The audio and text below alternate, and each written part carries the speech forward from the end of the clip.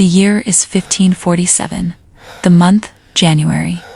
A bitter, relentless cold has settled over London, Thomas. seeping through the stone walls of Whitehall Palace, but it is not the winter chill that grips the heart of the court with a paralyzing fear.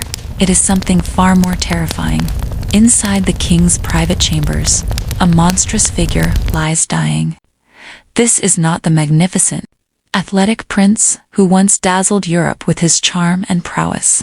This is not the powerful, ruthless monarch who defied the Pope and remade a nation in his own image.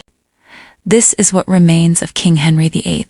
He is a grotesque parody of his former self, a mountain of decaying flesh, weighing close to 400 pounds. His body is a roadmap of agony, racked by fevers, tremors, and weeping ulcers that ooze a foul-smelling pus.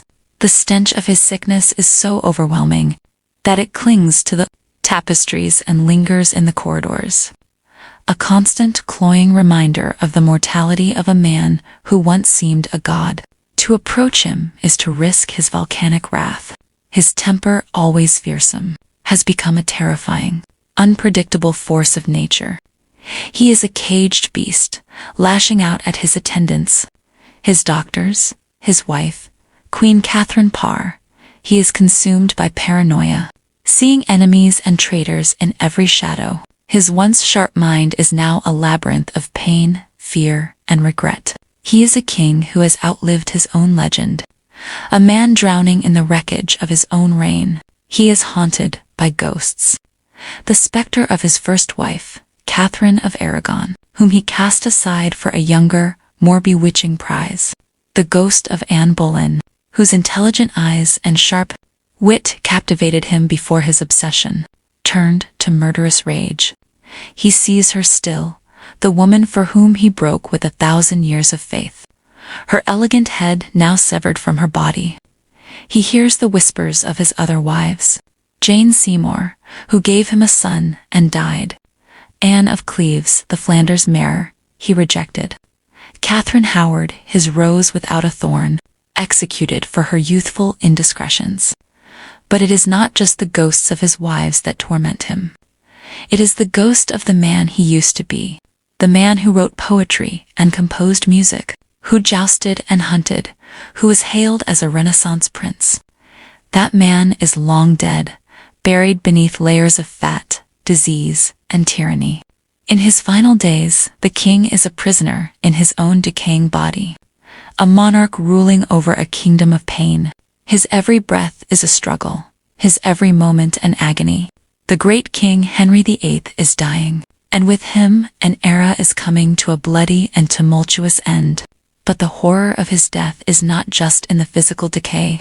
It is in the questions that hang in the air like a shroud. How did a man of such immense power and vitality come to this? Was it simply the ravages of age and disease, or were there darker forces at work? And as the king's life ebbs away, a new and dangerous game is beginning. A battle for the soul of a nation, for the future of the Tudor dynasty. For in the shadows of the dying king's bedchamber, powerful men are waiting. Men who have served him, feared him, and plotted against him. They are vultures circling a dying lion, ready to carve up his kingdom. The final, terrifying chapter of Henry VIII's reign is about to be written, and it will be written in blood. What truly happened in those last horrific days? What secrets did the king take to his grave? And what does his gruesome end tell us about the nature of power, the price of ambition, and the terrifying fragility of a king? To understand the nightmare of Henry's final days, we must first return to the beginning, to a time when he was not a monster, but a golden prince. When he ascended to the throne in 1509, he was the embodiment of everything a king should be. He was young, handsome, and charismatic. He was a devout Catholic, a skilled musician, and a formidable athlete. The courts of Europe looked on in envy. England was in the hands of a true Renaissance man. His early reign was a whirlwind of lavish feasts, spectacular tournaments, and political ambition. He married his brother's widow, Catherine of Aragon, and for a time, They were a picture of royal harmony. But beneath the glittering surface of a new Camelot, a darkness was brewing. The Tudor dynasty was young, forged in the brutal Wars of the Roses. A male heir was not just a desire, it was a necessity. And Catherine, for all her devotion, could not give him one.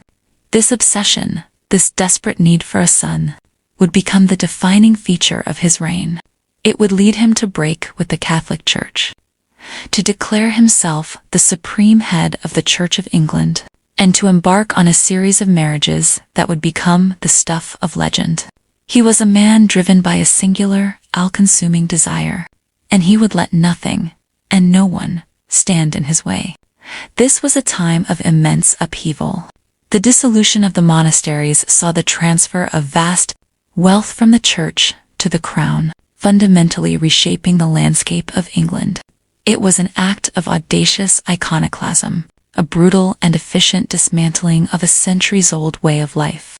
For Henry, it was a way to fund his wars, reward his supporters, and cement his control. For his people, it was a terrifying and bewildering act of sacrilege.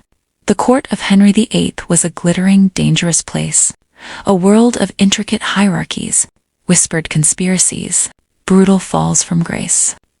To be in the king's favor was to have everything. To lose it was to lose your head. This was a lesson learned by some of the most powerful men in the kingdom. Thomas Wolsey, the ambitious cardinal who failed to secure the king's annulment. Thomas More, the brilliant humanist who could not, in good conscience, accept the king's supremacy over the church.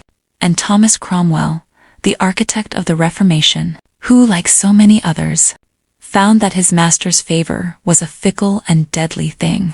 The 6 Wives of Henry VIII are a story in themselves, a tragic, compelling drama of love, betrayal, and political maneuvering. Catherine of Aragon, the proud and pious queen who refused to be cast aside. Anne Boleyn, the captivating, ambitious woman who promised a son but delivered a daughter, and paid for it with her life. Jane Seymour, who finally gave Henry his heir, but died in the process. Anne of Cleves, the German princess, who was rejected on sight. Catherine Howard, the young, vivacious queen whose past came back to haunt her. And finally, Catherine Parr, the twice-widowed, reformist-minded woman who would outlive the king. Each marriage was a reflection of the king's shifting desires, his political needs, and his growing paranoia. With each new wife, the stakes grew higher. The court became more treacherous. The king's rages became more terrifying. He was a man who demanded absolute obedience, who saw dissent as treason, and who was willing to go to any lengths to get what he wanted. As he aged, his health began to decline. A jousting accident in his 40s left him with a festering wound on his leg that would never heal. He grew obese, his once athletic body a prison of pain. His moods became more volatile, his paranoia more pronounced. He was a king in constant agony, and he made sure that everyone around him shared in his misery. The final years of his reign were a time of fear and uncertainty. The religious landscape of England was in turmoil. Caught between the old Catholic faith and the new Protestant ideas, the succession was still not secure. His son, Edward, was a boy. His daughters, Mary and Elizabeth, had both been declared illegitimate. The court was divided into factions, each one vying for power, each one trying to position itself for the inevitable moment when the king would finally die. This was the world that Henry had created, a world of fear, suspicion, and intrigue, a world where a wrong word, a wrong look, could lead to the Tower of London and the executioner's block. And it was in this world, this pressure cooker of ambition and paranoia, that the king's final horrific days would play out. The stage was set for a final, bloody act, and everyone was holding their breath, waiting for the king to die. But the king would not go quietly.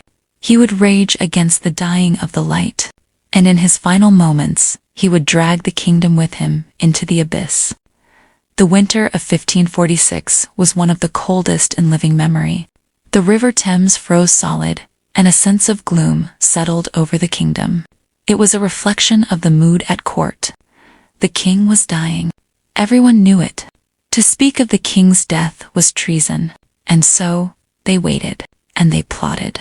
The court was divided into two main factions. On one side were the conservatives, led by the cunning and ruthless Bishop Stephen Gardiner and the powerful Duke of Norfolk, Thomas Howard. They were staunch Catholics, and they saw the Reformation as a dangerous heresy. They wanted to see the old faith restored, and they saw the young Prince Edward, who was being raised as a Protestant, as a threat. Their hope lay with the king's eldest daughter, Mary, a devout Catholic like her mother, Catherine of Aragon. On the other side were the reformers, led by the ambitious and charismatic Edward Seymour, the king's brother-in-law and the uncle of the heir to the throne. They were champions of the new Protestant faith, and they were determined to see the Reformation continue. They had the ear of the young prince, and they knew that if they could control him, they could control the future of England. In the middle of this power struggle was the Queen, Catherine Parr. She was a devout Protestant, a woman of intelligence and conviction. She had a close relationship with her stepchildren, and she was a moderating influence on the king. But her faith made her a target for the conservative faction. They saw her as a heretic, and they were determined to bring her down. The air at court was thick with suspicion. Every conversation was a potential trap. Every friendship was a potential betrayal. The king, in his paranoia, encouraged this. He pitted his counselors against each other, feeding his insatiable need for control. He was a master of the game, and even on his deathbed, he was still playing it. In the summer of 1546, the conservative faction made their move. They convinced the king that the queen was a heretic, that she was secretly plotting against him. They drew up a warrant for her arrest, and for a moment, it seemed that Catherine Parr would follow her predecessors to the block. But the queen was a survivor. She had learned how to navigate the treacherous waters of the Tudor court. When she heard of the plot against her, she went to the king. She humbled herself before him, begging for his forgiveness. She told him that she had only argued with him about religion to distract him from the pain of his leg. The king, flattered and momentarily pacified, forgave her. The plot had failed, but it was a stark reminder of how close to the edge everyone was living. The failure of the plot against the queen was a blow to the conservative faction, but they were not done yet. They turned their attention to another target, the Howard family. The Howards were one of the oldest and most powerful families in England. The Duke of Norfolk was the premier nobleman in the land, a man who had served the king for decades. His son, the Earl of Surrey, was a celebrated poet and soldier, but they were also arrogant, ambitious, and deeply conservative. And they had made powerful enemies. The Seymours saw their chance. They began to whisper in the king's ear, planting seeds of doubt about the Howards' loyalty. They claimed that the Howards were plotting to seize power after the king's death, that they were planning to put the Duke of Norfolk on the throne. They pointed to the fact that the Earl of Surrey had used the royal coat of arms, a symbol of his family's royal blood, as evidence of his treasonous ambitions. For the paranoid king, this was all it took. The Howards were arrested and sent to the Tower. They were accused of treason, and their trial was a foregone conclusion. The Earl of Surrey was executed in January 1547. The Duke of Norfolk, his father, was scheduled to be executed on the 28th of January, but he would be saved by a most unexpected event. The king himself was dying. As the king's health deteriorated, the atmosphere at court became even more tense. The doctors could do nothing for him. They bled him, purged him, and applied poultices to his ulcers, but nothing worked. The king was in constant agony, and his rages were terrifying. He would lash out at anyone who came near him, his voice a hoarse roar of pain and frustration. He was also tormented by his conscience. He would cry out in the night, calling for his former counselors, men he had sent to the executioner's block. He was a man drowning in a sea of blood, and he knew it. In his final days, he was surrounded by the reformers. The Seymours and their allies controlled access to the king, and they made sure that no one from the conservative faction could get near him. They were in control, and they were ready to seize power as soon as the king was dead. But there was one final, crucial piece of business to attend to: the king's will. The will would determine the succession, and it would establish the council that would rule England. During his son's minority, the Seymours knew that they had to control the will. The will was signed on the 30th of December, but there are questions about its authenticity. Some historians believe that the king was too ill to sign it himself, that his signature was added with a dry stamp. It is possible that the will was altered by the reformers to give them more power. The mystery of the king's will is one of the great, unanswered questions of his reign. As January drew to a close, the king slipped into a final, irreversible decline. He was barely conscious, his breathing shallow. The end was near, but even now, his counselors were afraid to tell him. To speak of the king's death was still treason. Finally, on the 27th of January, Sir Anthony Denny, one of the king's most trusted attendants, had the courage to tell him that he was dying. The king, in a moment of lucidity, asked for Archbishop Cranmer. By the time Cranmer arrived, the king was unable to speak. Cranmer asked him to give a sign that he died in the Christian faith. The king squeezed his hand, and then, in the early hours of the 28th of January, 1547, the great and terrible King Henry VIII was dead. The lion was dead, and the vultures were ready to feast. The death of a king is always a moment of profound uncertainty. But the death of Henry VIII was something more. It was the end of an era. For 38 years, he had been the sun around which the English court revolved. His personality, his desires, his fears, had shaped the destiny of a nation. And now, he was gone. The official cause of death was not recorded, but modern historians have a number of theories. The most likely culprit is a combination of factors. His obesity would have put a tremendous strain on his heart. He almost certainly had type 2 diabetes. He may also have had a bone infection in his leg, which would have caused the chronic ulcers and the constant pain. Some have even suggested that he had syphilis, a disease that was rampant in Tudor England, but the physical ailments were only part of the story. There is also the question of his mental state. In his final years, he was a man consumed by paranoia and suspicion. He saw enemies everywhere, and he was quick to resort to violence. Some historians have argued that he was a victim of his own tyranny, that the constant fear and pressure of his reign had taken a toll on his mind. There is also a fascinating theory that the king may have suffered from a rare genetic disorder called MacLeod syndrome. The symptoms of MacLeod syndrome, which include heart problems, muscle weakness, and psychiatric issues, are a surprisingly good match for the king's ailments. If this theory is correct, it would mean that the king's tyranny was not just a matter of personality, but a result of a medical condition. But whatever the cause of his death, one thing is certain: his passing unleashed a storm of political intrigue. The reformers, led by Edward Seymour, moved quickly to consolidate their power. They had the king's will, and they used it to their advantage. Seymour was named Lord Protector, giving him almost kingly power. The conservative faction was sidelined, and the future of England was now in the hands of the Protestants. The king's body was embalmed and lay in state at Whitehall for several days. The funeral procession to Windsor was a grand and somber affair, a final theatrical display of the king's power.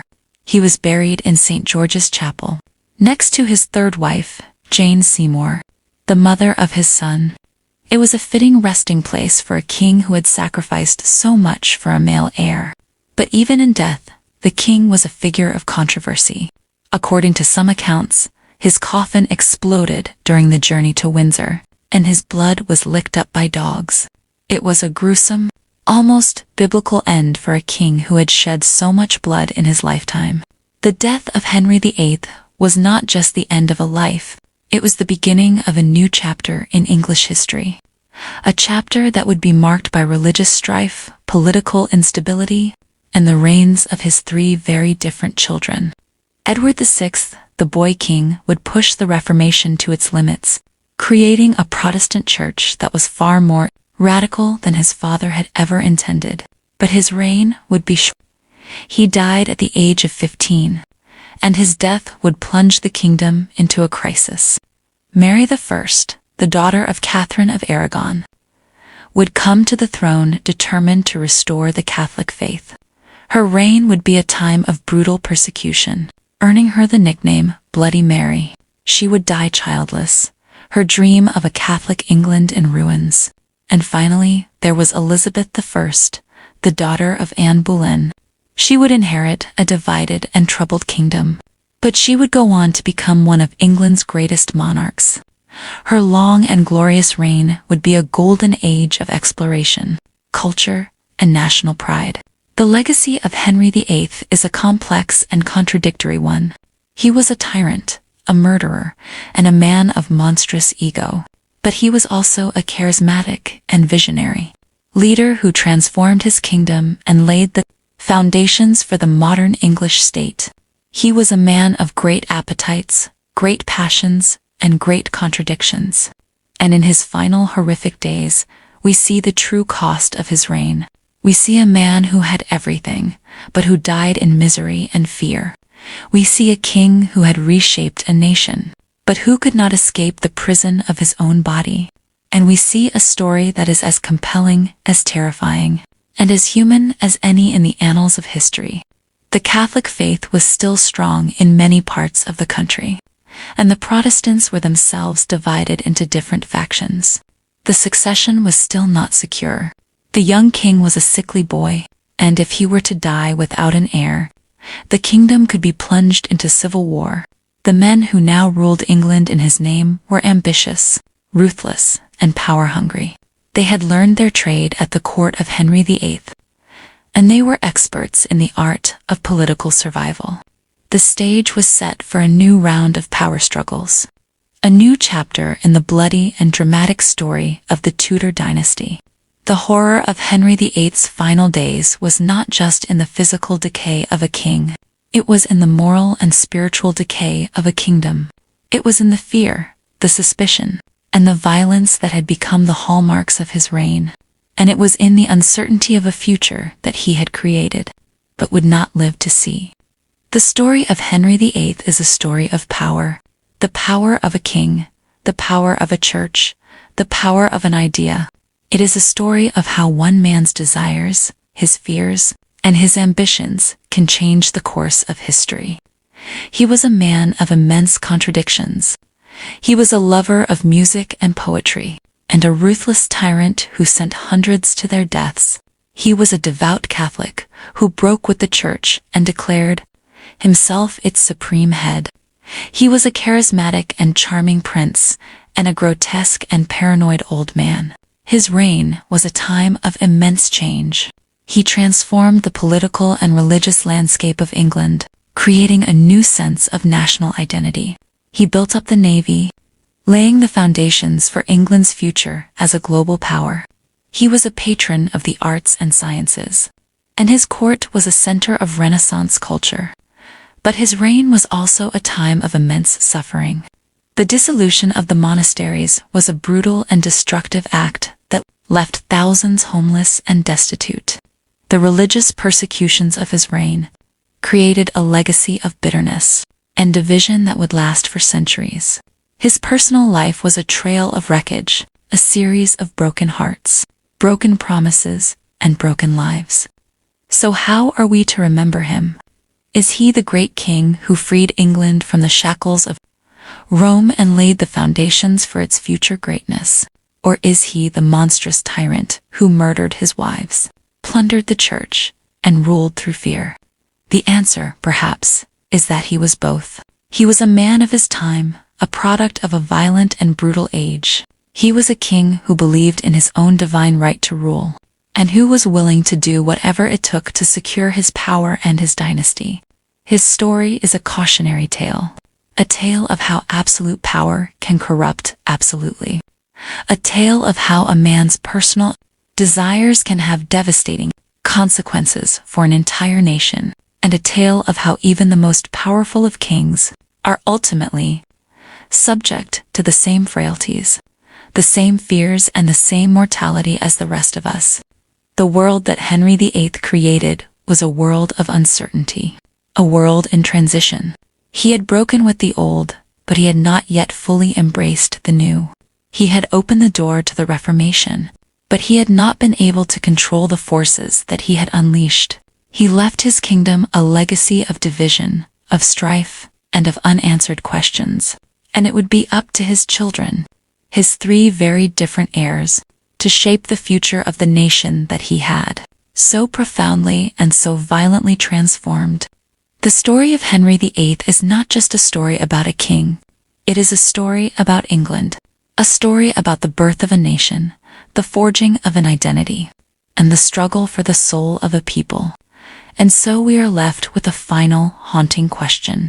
As we look back at the horrific final days of this larger-than-life king, as we contemplate his legacy of creation and destruction, we must ask ourselves, was it all worth it?